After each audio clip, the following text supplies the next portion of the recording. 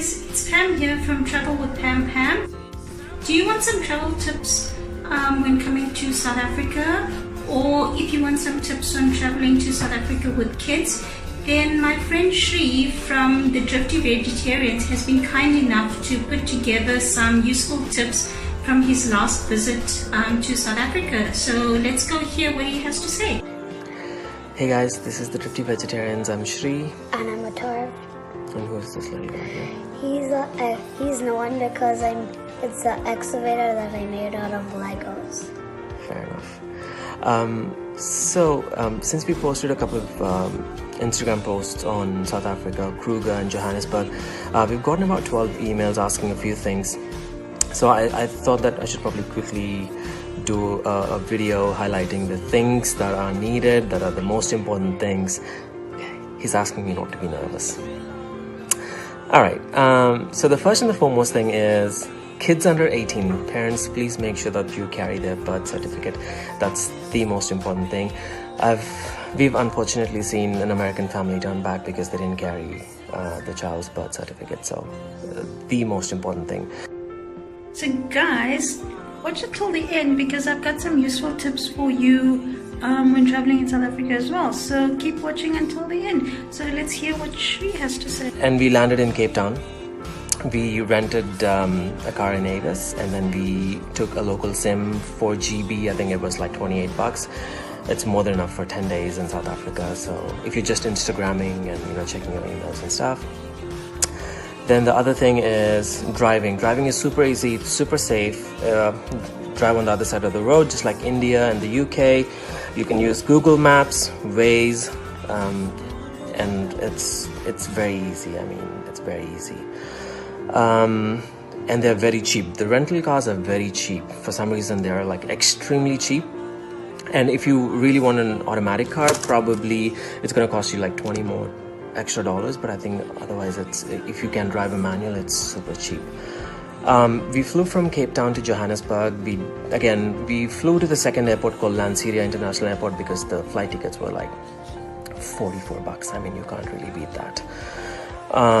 We again rented in Avis, and then we saw a couple of museums in Johannesburg, and then we started driving to Kruger.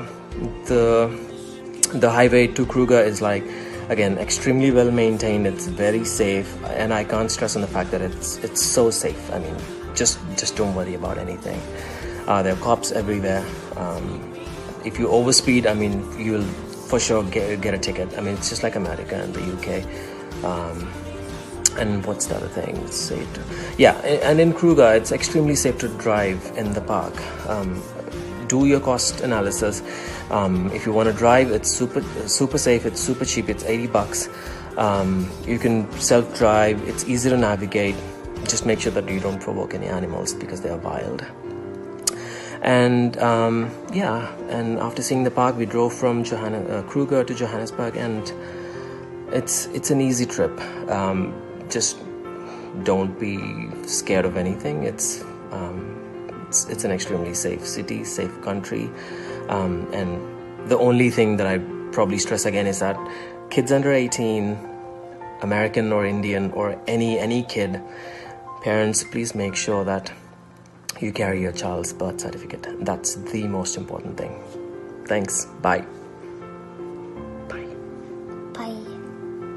I hope that you found the tips that Shri offered useful. If so, leave some comments below and tell us which was the most useful tip to you, or if you have any questions, please drop us a message below and let us know.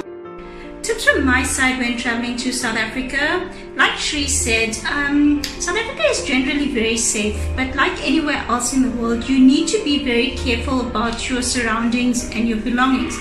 I was told, for instance, when I traveled to Athens and Lisbon and Rome, that it was really unsafe and there were lots of pickpockets around. So just as in other countries, you need to be very vigilant and careful when traveling to South Africa. That would be my number one tip when coming to South Africa. Another useful tip from my side is that we don't really have an extensive public transport system like in other European countries or the US or the UK. So the most efficient way is to either book a tour. We've got intercity buses, but you can also do self-drives, which are very cheap and they give you flexibility. And the hop-on, hop-off buses within the city is also a great way to see the city. Another great tip from my side is that South Africa is a lot more than just Cape Town and the Kruger Park, which is really famous for. You can also visit the other provinces like KwaZulu-Natal, there's Durban, you can go to the Eastern Cape, Northern Cape, the Limpopo province. South Africa is a really beautiful country and there's lots to see and lots to do. So make time to travel to the rest of South Africa as well. It's a great country to visit. Leave some comments below as to what you found most useful about the video. We'd like to hear from you and help other people travel as well to South Africa. So share some ideas and thoughts.